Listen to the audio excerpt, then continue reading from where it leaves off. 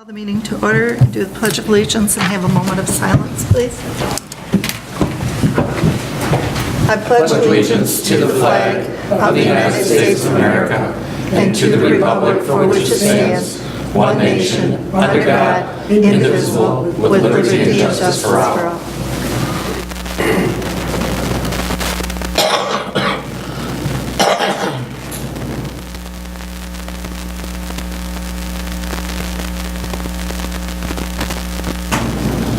Thank you.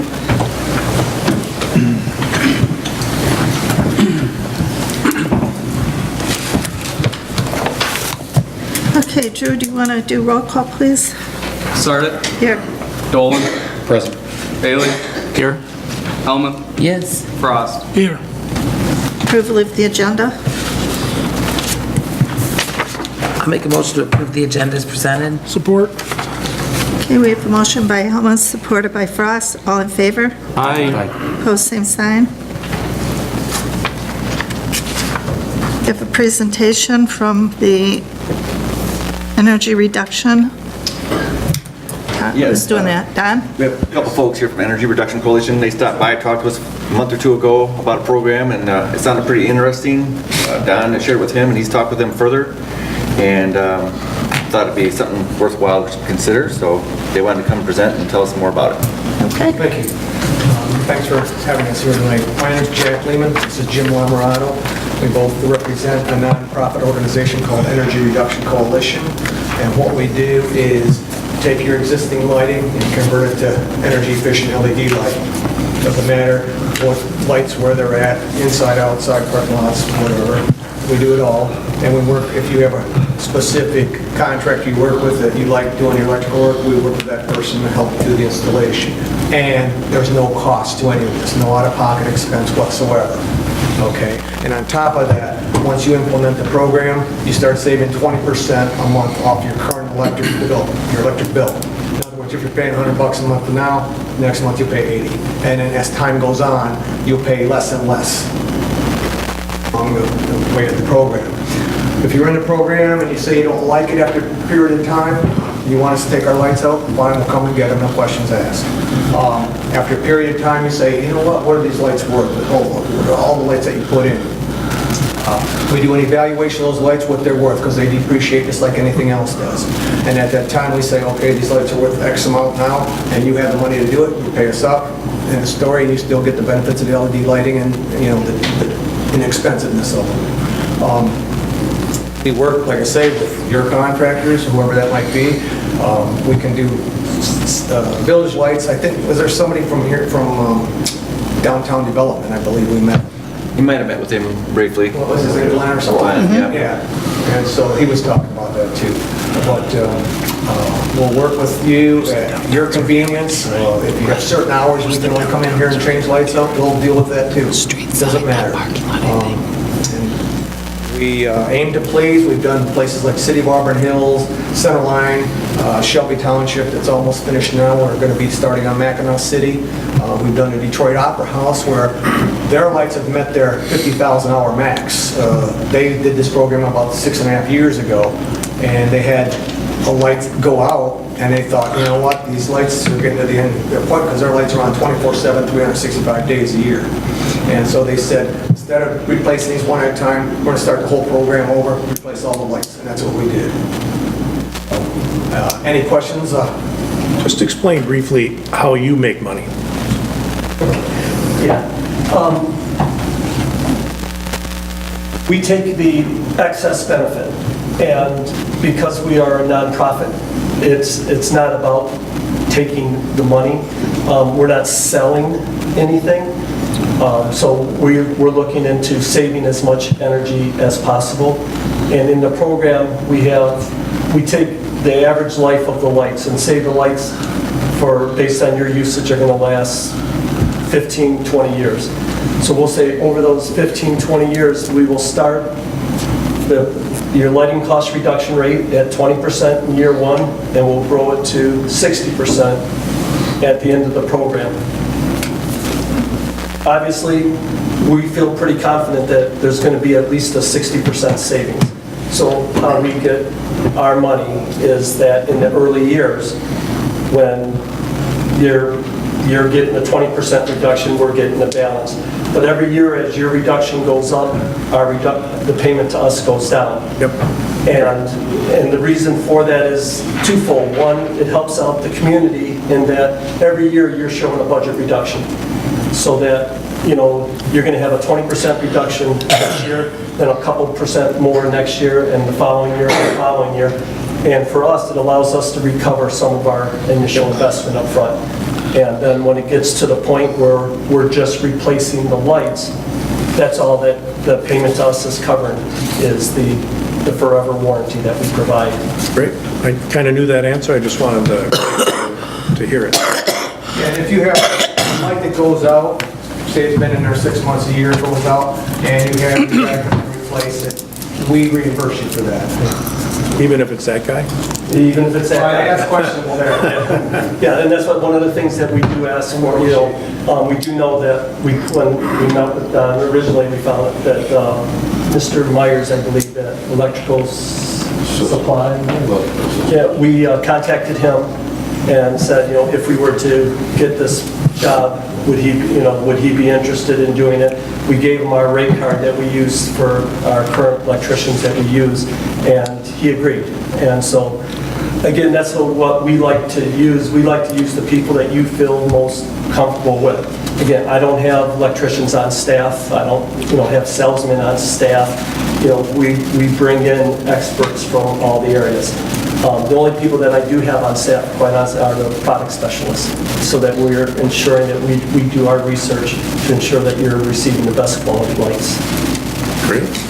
So for an example, just because each month going forward, there will be a check cut to their company. So if our light bill drops by $500, we're going to see $100 in savings, but we're still going to cut you a check for $400 because we've saved $500. Correct. And then that's going to progressively change the opposite direction as we go. It's gonna flip. So It's gonna just- So if we do this, someone might understand, well, why are we writing these a check every month? And that's why. Their cost of the savings is what that check represents. But the sum, after the conversion, the only bill that you will be paying is your electric bill. And the check that you'll be cutting is for your electric bill and for the excess benefit, assuming there is any, which we're pretty sure there will be, to us. And so that it's never a case where the sum of the two could ever be more than what you're paying today. Because we take your total electrical cost, we subtract out what we're saying your reduction is going to be. So if it's 20%, we subtract that 20% off. Then we subtract off your electric bill. And if there's anything left, that's what gets paid to us. If there's nothing left, we absorb that, not the village. Great. In outdoor applications, are the bulbs reasonably compact or maybe more compact than what they're replacing? I'm into astronomy, and so I like to minimize stray light. If we do have lights that will meet dark sky lighting, and so most manufacturers will say, all the light goes down. Well, that's not true. No. But we found one that is about 95% of the light goes down, and there's about 5% of the light that escapes up. Yeah. But if the bulb that you're putting in there is more compact than when you took out, then probably even with the same fixture design, it probably still has less stray light, just by virtue of being a more compact bulb. Yeah. And I do know the lighting that you have, the decorative lighting that you have out here is the same decorative lighting that Mackinac City has. Yeah. And I do know that you are also experiencing some of the same problems that Mackinac City is experiencing with their lights as well. They are very much interested in the dark sky lighting. So we researched the light that will get it. And like I say, so we found one, the best that we could find is 95% down and 5% that escapes up. Joe? Madam President, just a couple questions. This sounds like a great program, great opportunity. A number of our lights have been replaced throughout the village to LED already, so I assume those won't be impacted. But does this program primarily focus on this building, or is it this building and exterior lighting as needed, or how does that work? You define the scope. Okay. So if you want just this building, it would be just this building. I If see. later on you want to include parking lots or, you know, the other lighting outside or the wall packs around the building, it's whatever you determine the scope. And one of the things that we will also look at is that while we say if you have a fluorescent light, those we can guarantee, you know, the savings to 20 to 60%. But a lot of times, if you've already converted to LED, depending on how long ago it was, 'cause again, the ones we use are pretty efficient. We will even recommend replacing those with the ones that we have for twofold. One, it provides him, you know, a stock, you know, that he doesn't have to worry about what's under our program, what's not under our program, the different look of it, you know, we make sure that the color temperatures are all the same. For example, if you look up, you could just see, you know, that light there and the light next to it, you can see how that's a whiter light and our lights will be all the same color temperature. And you determine what that color temperature is. If you like a softer yellow or light, we'll put in lights like that. If you want more of a true daylight light, we'll put in lights like that. One of the other things is that the lights here in this room, for example, just are very high up in the can. I would maybe, you know, suggest that we put an extender on it to drop the light down to the lower part of the can. It's because right now, a lot of the light's being eaten up above the ceiling. If we drop it down to closer to the bottom of the can, it'll provide more lighting in here. And again, but it's whatever you guys like. If you don't like that, then if you like how it is right now, we'll leave it the way it is. That's just one of the things that, you know, that it's a common thing that we notice is sometimes the cans are so deep, all the light is getting eaten up inside the can. Is it the case that practically any LED light will give you better color rendition than just about any fluorescent? Yes, that's, now, we do have, on the one end of the LED lights, we have one that mimics fluorescence. Oh. If you like the look of fluorescent, we can give you that very soft, you know, it's a 2700 Kelvin temperature light, and it goes all the way to 6500 K. So, you know, 6500 K is more like daylight, outdoor light. And, you know, like with the incandescents, you have, you know, the soft lights, and you have the other brighter lights. We can do the full spectrum, so it's whatever you want. We'll put in the color temperature because it's your satisfaction. You're the ones that have to live with it. But generally, we put in somewhere either a 4,000 or 5,000 Kelvin temperature light, which is the easiest on the eyes and causes the least amount of eye fatigue. I don't know why anybody would want to copy fluorescent. I like either incandescent or LED. How long have you been in business? 7 years. And we've done close to a dozen cities now, in addition to like the Detroit Opera House, the Charles Wright Museum, a number of schools. Like I said, schools and municipalities are our biggest customers. That's what the program was really designed for. To, you know, the nonprofit organizations that have, you know, want to do it, but just don't have the funds available or the expertise to do it. And so this is the type of, you guys are the type of prospects that we are most interested in. And where are you located at? Our offices are in Troy. Both of us happen to live in Oxford, though. Close enough. Lower Oxford.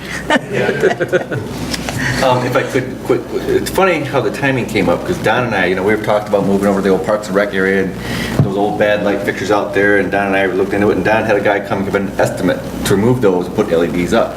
He was going to remove some of the fixtures, it was going to have to be repainted around, and it was without the painting and everything. They were going to perhaps do that. The cost to just do the lighting upgrade was about $5,000.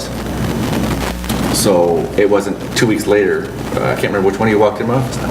Yes, okay. And he walks in the office and says, hey, I got something to talk to you about. And it was just like funny timing.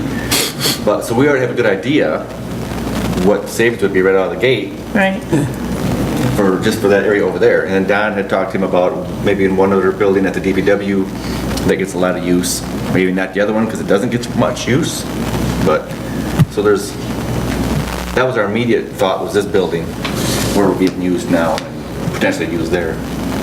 And one other thing that Don had mentioned to us when we walked through the building, he said, you know, some of the lens covers on some of the light fixtures were cracked. And he's saying, would you replace the we don't actually replace the fixtures. Unless, our program is more for retrofitting. We can replace fixtures if it's required. But one of the things I mentioned to him is that maybe we would look at taking some of the lens covers from the offices and replacing the ones in the open areas that were broken, and then replacing the fixtures in the offices. And we have some really nice looking panels that they look like skylights. When you look up at it, you think you're looking at the sky. And where instead of the two tubes that are lit up, it's the whole 2x2 foot panel that lights up. And it disperses a lot of light and is really a nice upgrade for the offices. We could either do that, or we could, get the fixtures and, find the lens covers for the ones that are broken that need replacing. You just talked about the $5,000 it was going to take for those lights outside. Right there is $5,000 you don't have to worry about spending out of your pocket. Use it for something or whatever with this program. That's why I think it's pretty easy.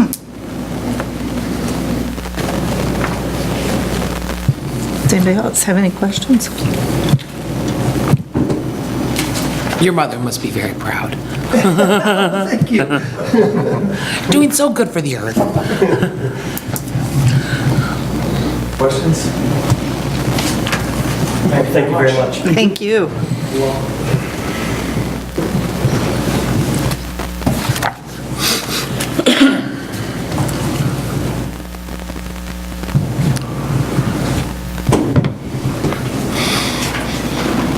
Okay. We have no public hearings. Call to the public on non-agenda items.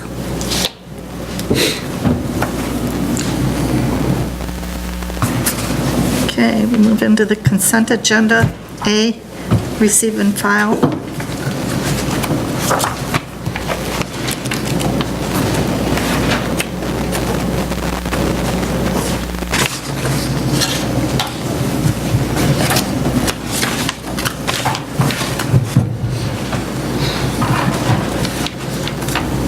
If there's no questions, I'll make a motion to receive and file consent agenda items A. I'll support. Okay, we have a motion by Helmuth, supported by Bailey. All in favor? Aye. Pose same sign. And we move into number 2, letters, reports, minutes. Or did you say all of A? I said all of A. Okie dokie. Then we go into approval.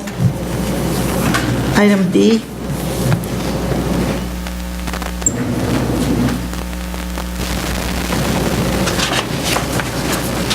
Which includes the bills.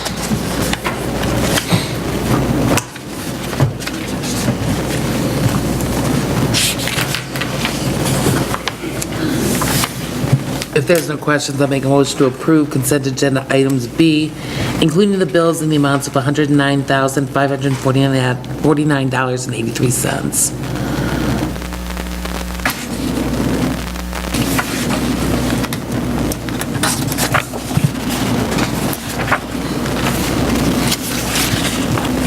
I'll support that.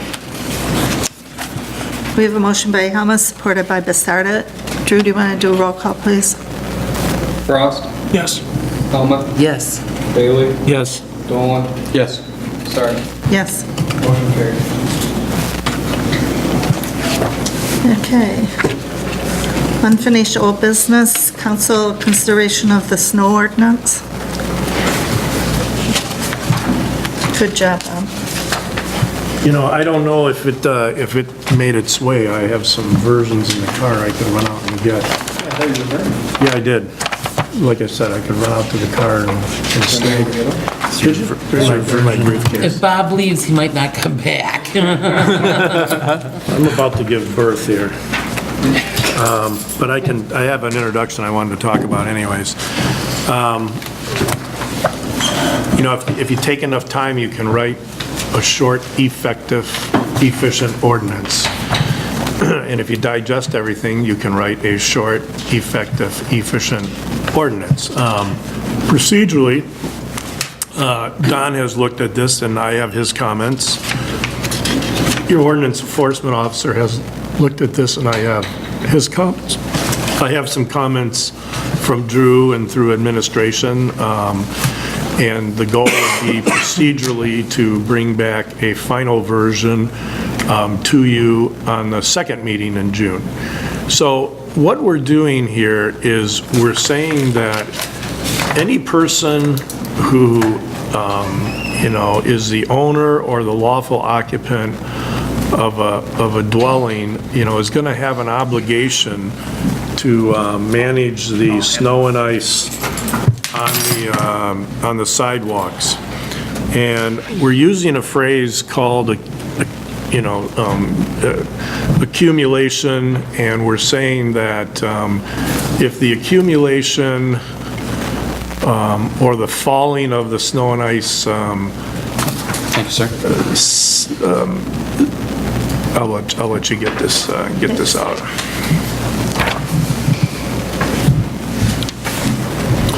So when snow or ice shall cease to fall or accumulate, look at accumulation, during daylight hours, snow or ice shall be removed from the sidewalks within 12 hours after that cessation. When snow or ice shall cease to fall or accumulate during the nighttime, the people have until 6 o'clock the next day to have it removed. 6 p.m. 6 p.m., yes. And we have the problems and the enforcement and the what happens if you fail to do that.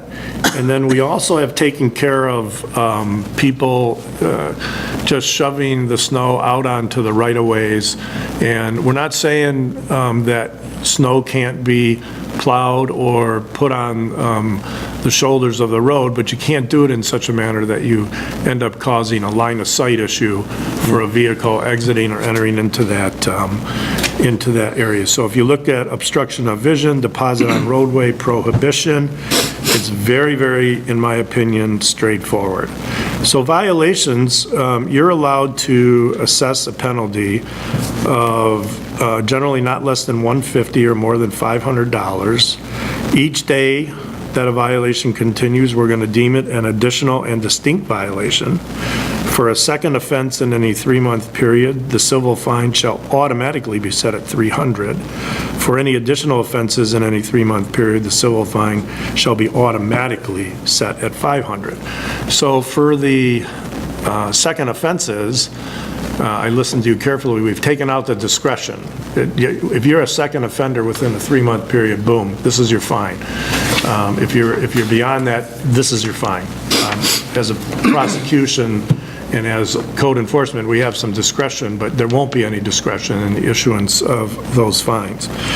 It's going to be the duty of the code enforcement officer and the police department to enforce the provisions. I'm going to take out the Department of Public Works because that's really not their function, although I wanted to include all three just to show you that we had thought about that. So the other thing is that if we have to go out and do this for you, that does not negate the civil penalty. So they're not exclusive remedies. So in other words, if we go plow you, it doesn't relieve you of the fine. But if we do go plow you, then we have the right to do debt collection plus 15%, and it becomes a debt collectible in any lawful manner by the Village of Oxford, and it accrues at the maximum then allowable interest under the law, which we've currently set at 12% per annum. So the point here is to make this ordinance readable, actionable, and let people be able to understand what it's saying. And this is about as clear as I can get it, but I would love to and welcome comments, either now or before the second meeting in June, so we can bring you back one that is properly formatted into your numbering system for a first reading. Madam President? This is really good. Thanks, Bob, for putting this together. I do have a question about the 6 PM. So many of our residents commute, and many of our residents don't return home until 6 PM. So, is there? You want to go 6:01? Perhaps even, make a distinction between residential versus downtown. For example, and maybe, lean on your guidance for that, but you would think that your business owners would be held to a higher regard in terms of making their businesses open and available, so perhaps noon, whereas, your residents, have until perhaps 8. Because if it stops snowing at 6:01 in the AM and it's still dark, and somebody just left for work, that person then has to clear their snow by 6 PM. Perhaps they don't even return home until 6:30. I see what you're saying. I see that. I can take a look at that. I'm really trying hard not to put any major carve-outs. but Right. I understand Indeed. that. I understand that. And I don't want to distinguish between categories of people here. Okay. I want everybody. So if you wanted to move the 6 PM to 7 PM for everyone, I think that would be generous. There's maybe 5 other communities in your area that use 6 PM. Okay. But I would entertain a thought of going to 7 if that would be your thinking. I'm not sure what time we picked that wouldn't be a problem for somebody. I know, there's always going to be someone who says, I couldn't get home, I was in Right. traffic, it was snowing, but if it was snowing, your obligation didn't kick in yet. That's true. Right. So you may not want to say that. I had one thought too in regards to that. Sometimes it stops snowing on 4 PM on a Saturday, and so business owners aren't open on Sunday, so they still have to get up and come out on Sunday and drive wherever they're coming from to do it. You still got to get it done. I recall last year, a gentleman coming in on Sunday, cleared the sidewalks, and Monday morning, the Oakland County Road Commission covered him with snow. And then Dan went out Monday and rode him up. So, the business owners, 9 to 5 day when they're open, they're probably gonna be out doing it timely. But sometimes it could be on their day off or a holiday or when they're not open, so. Yeah, but you could also have the case where somebody is closed Sunday and Monday, so then it's 3 days Right. later. That's what I'm saying, so give them the same. Cover Like every... salons That's are what I'm saying, generally not don't open on carve out a Monday, difference right? between the residential and commercial, maybe just make it all the same, because sometimes commercials have the same issues with the residential. Sure. Yep. We're gonna have to hold a public hearing. Let's leave it at 6 and see what happens at the public hearing. Maybe somebody will have a better number. Yeah. I actually have a question for Don, though. Yay. Are you excited, Don? The obstruction of vision, deposit on road, are you good with that language? It just seems, Broad. but I don't know how you'd make it less broad. I know. It does. It sounds like you can't shovel the snow off the sidewalk into the easement. You can, Don, You can, as long as you don't create an obstruction of vision. Right. So that was the original concern everybody had is, oh my God, you're preventing, all these snow going into the roadways, onto the shoulder, into the alleys. No, it can go there.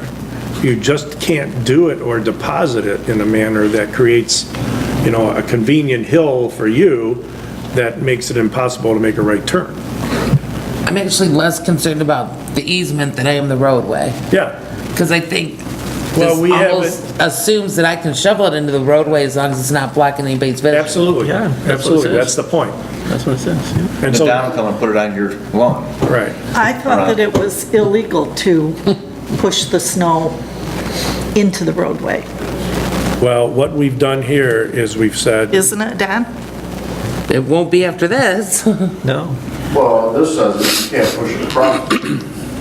So you can't take it from your driveway and push it across the street to your neighbor's easement. This is not onto. I can push it off my driveway into the road as long as it doesn't block vision.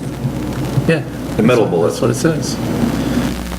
look at the difference between the first and the second bullet is one is remove or cause to be removed, the other one is deposit.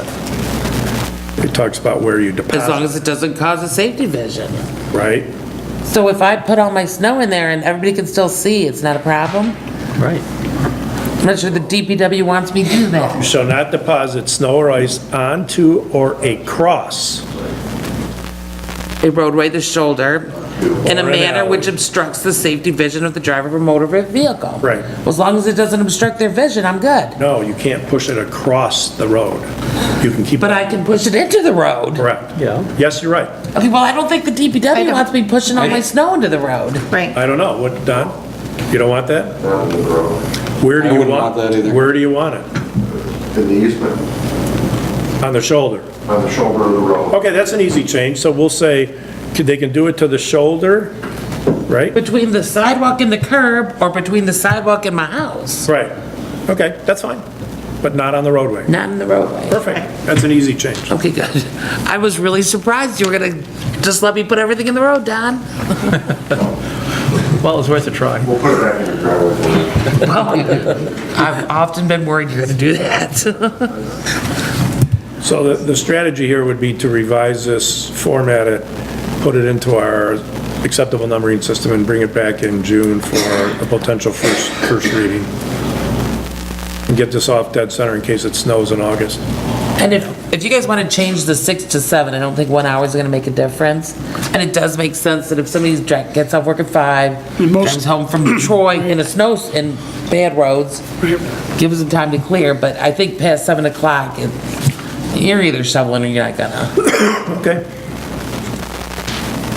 I will make the changes. So we're changing the 6 to 7, Yep, and we'll work on the not on the roadway right?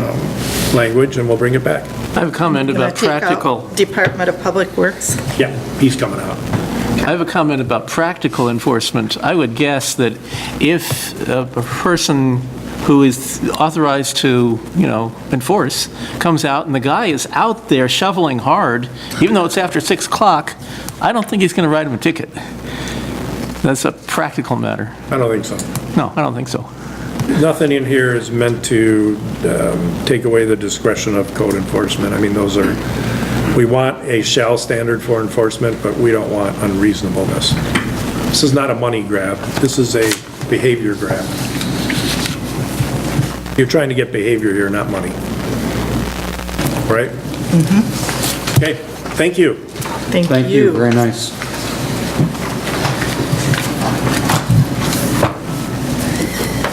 So do we need to take any action or nothing? Receive and file? Or just, Yeah, just no action. okay. Okay, new business. Scratches up.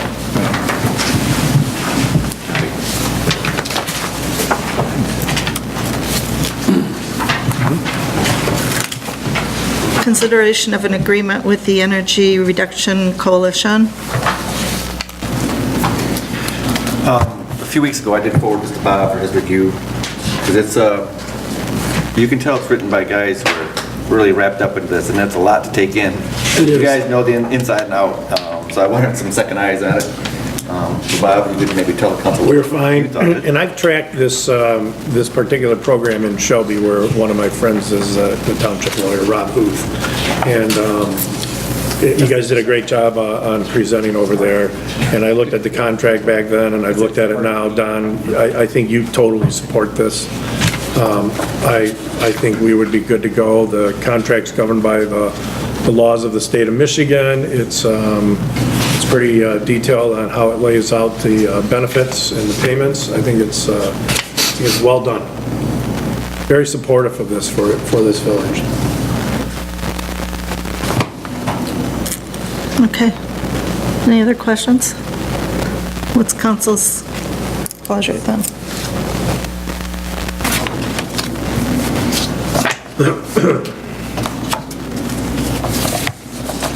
Remember, if you don't like it, you end it.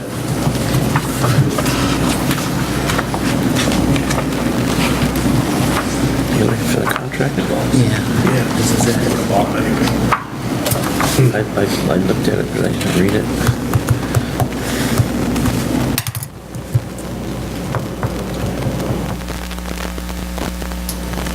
I'll make a motion and you're gonna have to play minutes. And apparently no one else is doing that today. I'll make a motion to approve an agreement converting, well, I guess I have to ask a question. Don, you will be working with these individuals to negotiate and extract the scope of what we're going to do, correct? Correct. And we have a recommendation with respect to that in this packet. And we're just looking at the building for right now, right?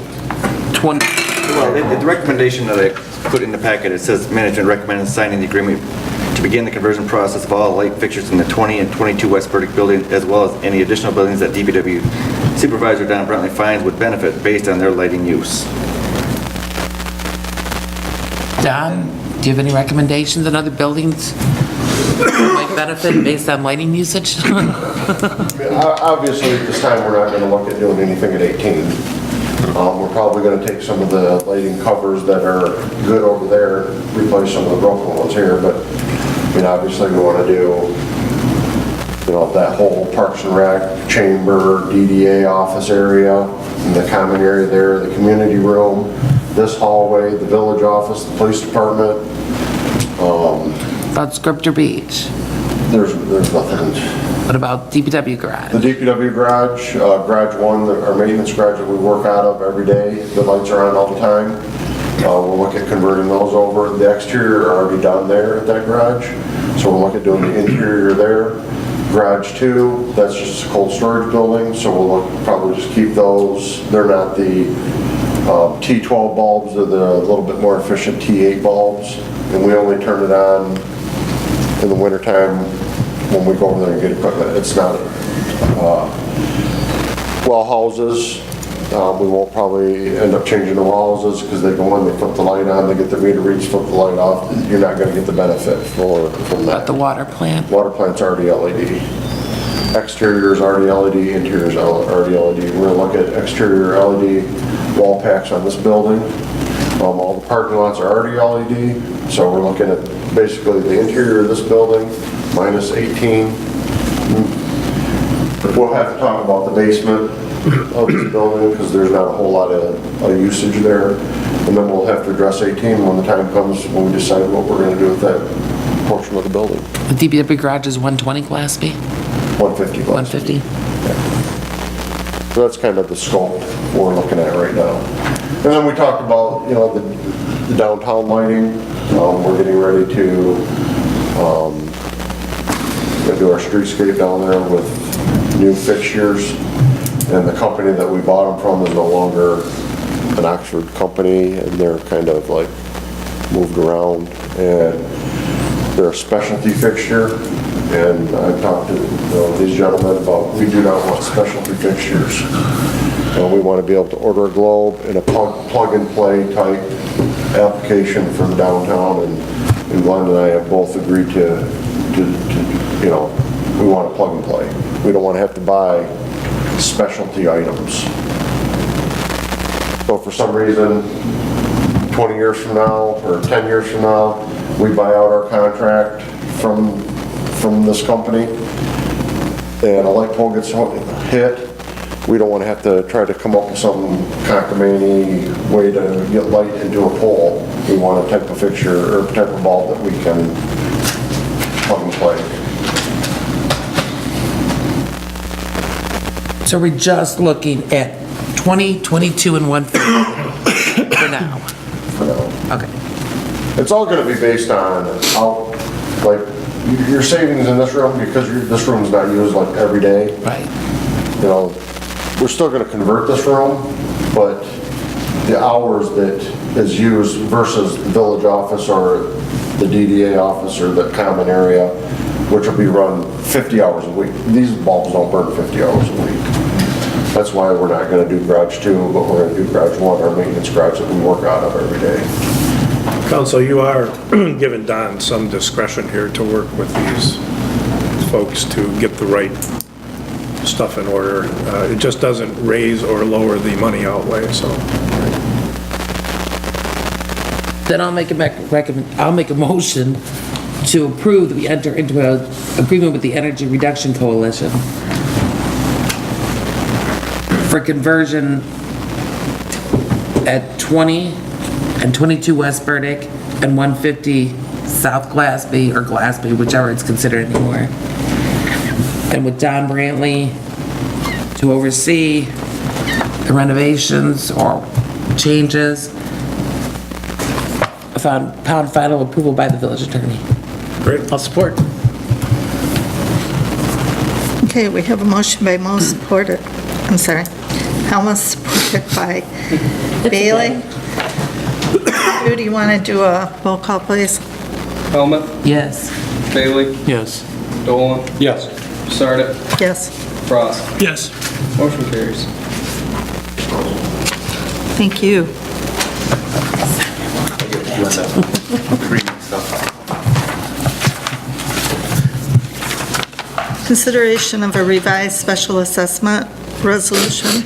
Yes, council, if you recall, last meeting, we took care of this, we thought, and we were done. But part of the issue with our online payments is somebody may make a payment on the due date or the day before due date, but yet we don't realize it for 2 or 3 days later. So when we ran the report, there was some pending payments that were coming to us. And so some more money has come in, so we revised the amounts, lowered the amounts, so now it reflects a more accurate count of what is to go on the tax roll. Due to the fact that when the due date came, we ran the report, we checked, but there was still some payments coming through the credit card system that took a few days to get to us. When we changed the due date of the water bills, and we made them due on, I believe it's the 25th of the month, do we take that into consideration? It didn't matter because these have to be 6 months old. Right, no, but I In this just case, it mean, when we matters. made that resolution, did we take that into consideration, that there's gonna be, if somebody paid their water bill now and it's due on the 24th online, and we're not gonna get it until the 28th, do we take that in consideration when we're applying penalties on the water bill now? Well, it'll be no different than the current status. What they're doing the first, they can still pay them on the first with the credit card. We don't receive them until the second or third. So that's part of the reason we wanted to move the due date back, because of that delay and overlap. So it's no different than we had prior, that Okay. there's a due date and someone pays on that due date with a credit card. Doesn't matter what the due date is. But we're not applying penalties until... Correct. That's what, we kept having to go back, we'd do a bill for somebody, and then the payment would come in 2 days later, so then they come to pay the bill, we go back, we have to reverse it. That's So that's why we want a little room between the due date and the new bills going out and the cutoff, to let those processes happen. So it doesn't matter where the due date is, you're still gonna have that issue. But this was related to, these are 6 months old or greater, you know, in order for the charter to go on taxes. But there was a deadline, and people met the deadline, a couple of them, but because it was through that online or the credit card system, we calculated at the end of the day of the deadline, and there was still payments pending that came through that actually were paid on time, but we hadn't received them, we had already calculated it. So we have credited more people now, so there's less going on in taxes now. So this is a correction for that. Then I'll make a motion to approve the resolution to rescind the May 22nd, 2018, 18-13 delinquent specials resolution, and approve a revised delinquent special resolution to be placed on the 2018 tax roll. Okay, we have a motion by Helmut, supported by Frost. Do we need a roll call on this? Yes, it's a resolution, so. Okay. Drew, please. Bailey, Yes. Dolan, Yes. Sarda, Yes, Frost, Yes. Helmut. Yes. Motion carries.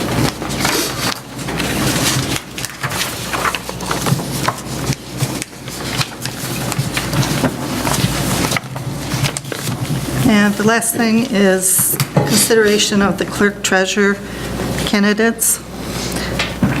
And with that being said, I would like to make a motion to set this aside until the second meeting in June or later, but the second meeting in June, and have the committee relook at the applicants or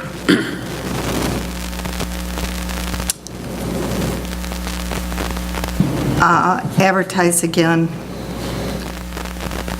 due to the concerns that were raised by council at our closed session. I'll support, but I'd prefer if it was a little bit more specific about the timeline. I think you were, I'm willing to support it even with the vague timeline, but I'm saying the timeline right now that Sue laid out is kind of vague and confusing. the motion to set it aside until the next meeting? I would second that, or the full thing that the president said. Can you- Either way. You can designate in your motion when you want to set it aside to.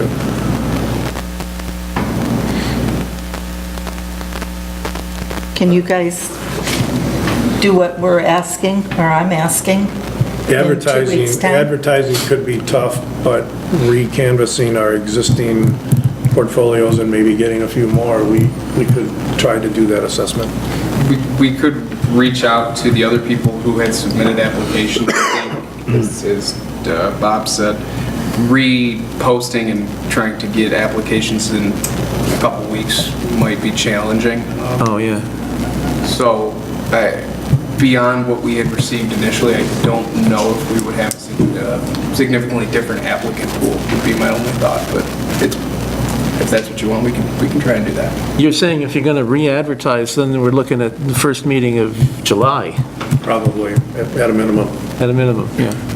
Which means this council is then going to be broached with the topic of extending the contract again, which many have already stated adamantly they're not going to do. Right. You have a motion and a second. Your discussion right now is confined to whether or not to set this aside. I do not want to drag this out any further. That's my discussion. Go ahead, everybody else.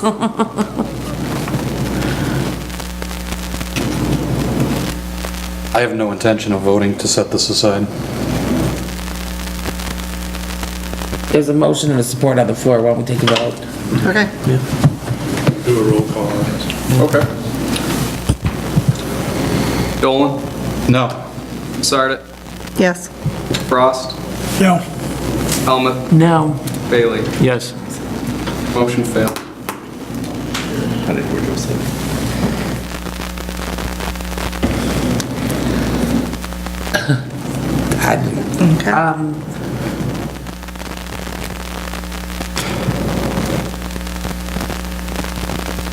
I'll make a motion to extend an offer of contract for the clerk treasurer position to the candidate, I'm drawing a blank on the individual's name. What's the Edison, or the supervisor's name? Terry Lane. Terry Onika. Support.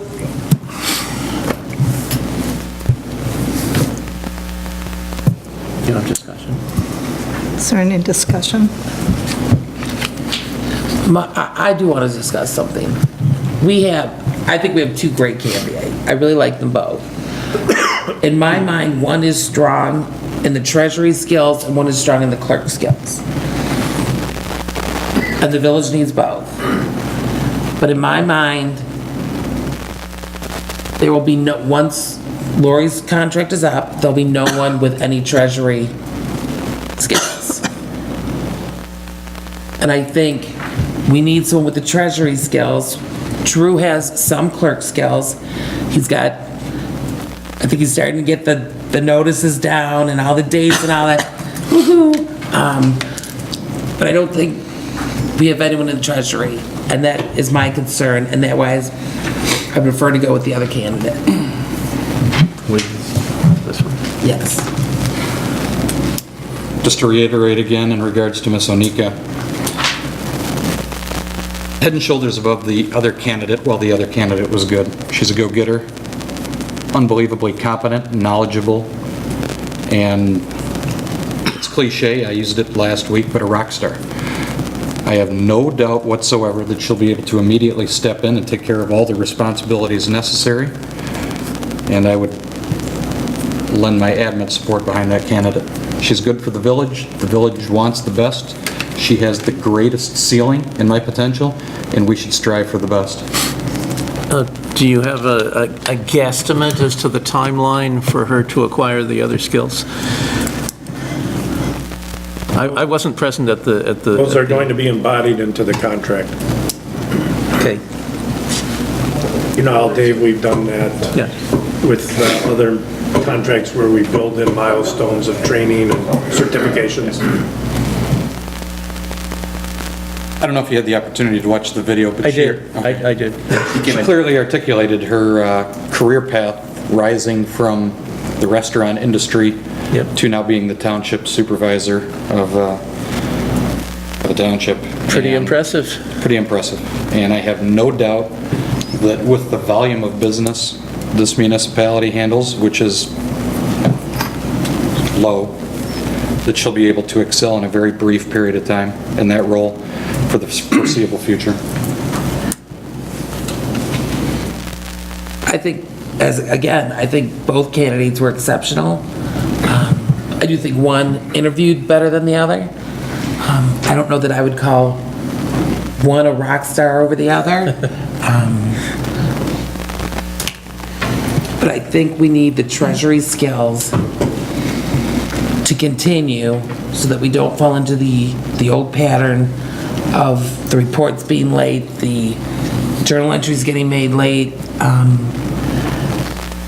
The bank statements not being reconciled for months. and I just think Ms. Stewart has those qualities and can step in and do that. Just to retort on that, and I would not question she would have the ability to do, but I would draw to council's attention the fact that she, in any capacity, has only served as a deputy. She's never overseen that position. And while it is not unusual, I have some unanswered questions as to... Yeah, I'll just leave that for myself. You have a motion and a second.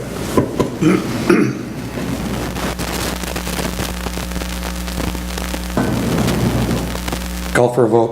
All right, go ahead, Eric. Yes. No, Drew.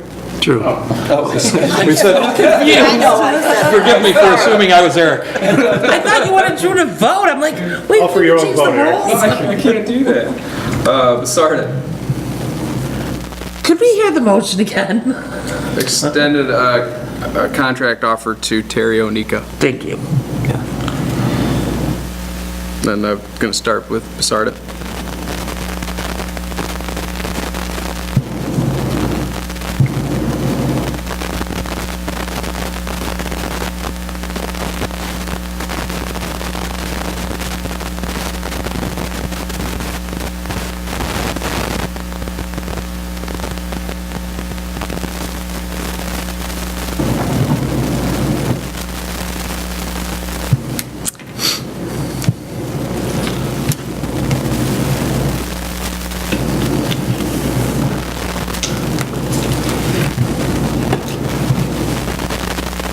I will say yes with great reluctance, and I want that in the minutes, please. Frost. Yes. Helmut. No. Bailey. Yes. Dolan. I will say yes with great confidence, and I would like that in the minutes. Okay. Motion carries. Yay. Get on that contract, Bob.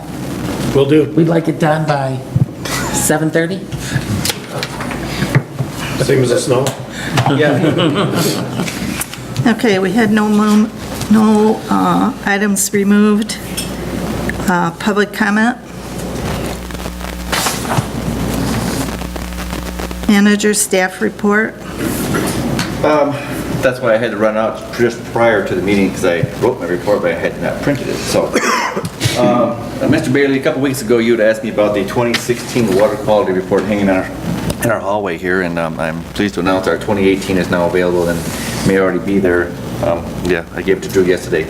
It will be going to the newspaper here this week, so to be published next week, so, and that's part of our responsibilities through the DEQ.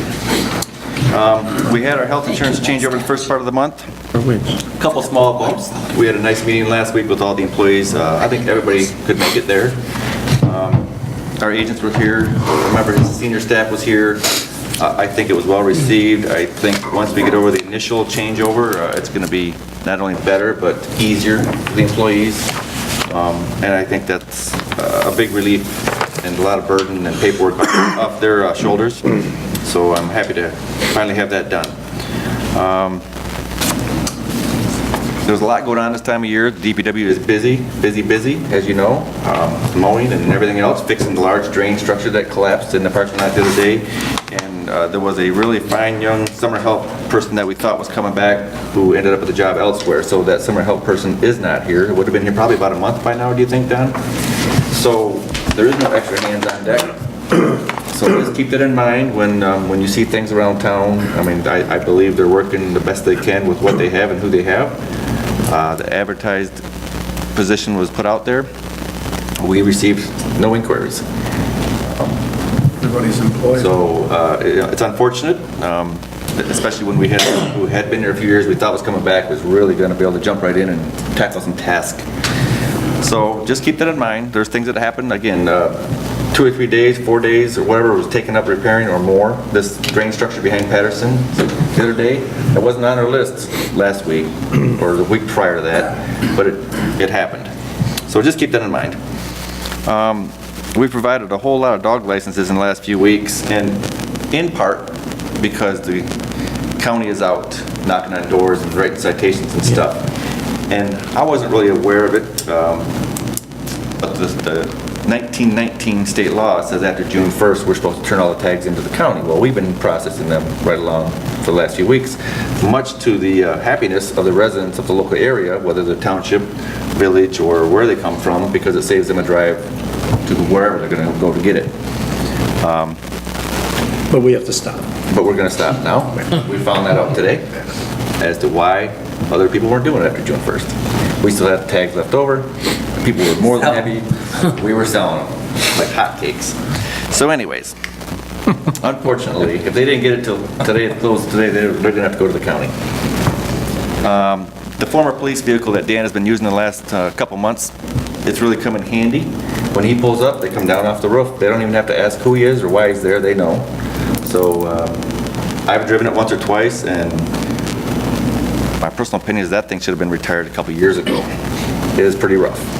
It works for what we're using it for, but I have a hard time thinking that was great for the officers using that vehicle. But it's working well in Dan's capacity. He did get the one magnet on the side, so like I said, when he pulls in, they know why he's there. We have some budget amendments in the report. You'll notice some of the revenue expenditure report for through May. There's a couple items we're going to be over on as the year expires, and I'll have to work on those amendments, namely the manager with the situation last year. All in all, not too bad, but there'll be a few of them, and we'll put those together. We have received a special event application. It's been turned in from the Lone Ranger Committee. Just so you know, I know they had the 60-day time frame. It's been in for a week or more. We have some information. I've contacted Pete Schultz and Don, and Mike Sold is out this week. We're going to try to coordinate and talk more about the parade route and start working on the background for that to make sure we get our ducks in a row. We haven't met yet, but Pete's aware of it, and I've sent him some information. We also have another one that we received from 51 Diner Nicole. She's going to run a Magic in the Park event in Centennial Park on Tuesday, August 28th. So she's already has her stuff turned in early as well. So those are the two we have in so far. And DDA concerts in the park start this Thursday. Glenn's not here, so I'll plug it for him. That's all. Drew, do you have anything? Just a few small things. The website redesign committee has met twice, and I believe we've come to a consensus on the website that we will be proposing to Village Council. It'll be going to the DDA board next week, and we'll bring it all to you in our next meeting in 2 weeks. Really good conversations with that group, and I think we're all really excited about that project. So we'll be talking more about that in a couple weeks. The concerts in the park, as Joe said, coming up. We've got new banners downtown. They're not quite the color we thought, but they still look pretty good, eh? And the other big thing, we're still cranking out getting those backflow inspections scheduled. We've got a lot of them done. Still working on getting a hold of everybody, but we're moving along with it, and I think the DEQ will be pleased with our effort. So those are the big things I have for y'all. Bob? Nothing, we're still tracking the issuance of the opinion in the Great Horsey case. I check that in the mornings. I think once in a while I email you guys the docket to show you nothing's happened. Would also like to thank Don. I mean, over the years, I've learned pay to play, and tonight we learned plug and play. And I'm going to look that up, see what that means legally. Don, do you have anything? Don, could you tell us the applicate, or what you need for this employee? What are the requirements for your DPW? False. I can discuss it with you. I thought you might want to put it on in case there's a kid out there, an 18, 20-year-old, 20-year-old? Let's not do that. Okay, council comments? Let's start in the middle. Dave? No comments. Joe? No comments, Madam President. Paul? Can't think of a thing. I don't even know what day it is, so June 12th. Eric? Joe and Drew, thank you very much. Drew, the work between yourself and Glenn on the website design committee, I'm excited about it. Frankly, it was more of a sounding board, I think the committee was, for the work you gentlemen have already done. Exceptionally professional. Frankly, I don't know that anyone else could have had any technical input, so thank you very much for that. The community needs it, we're looking forward to it, and I couldn't be happier about it. In regards to administration, I think now you've got a full team in place. That's pretty exciting from my perspective. So now you can mold it as you see fit and shape this and own it as you desire. So thank you very much for all your hard work. I appreciate it. Thank you. And I have no comment, so Make a are we motion to doing adjourn at 7:36. Support. motion by Helmut, supported by Frost? All in favor? Aye. Both same sign.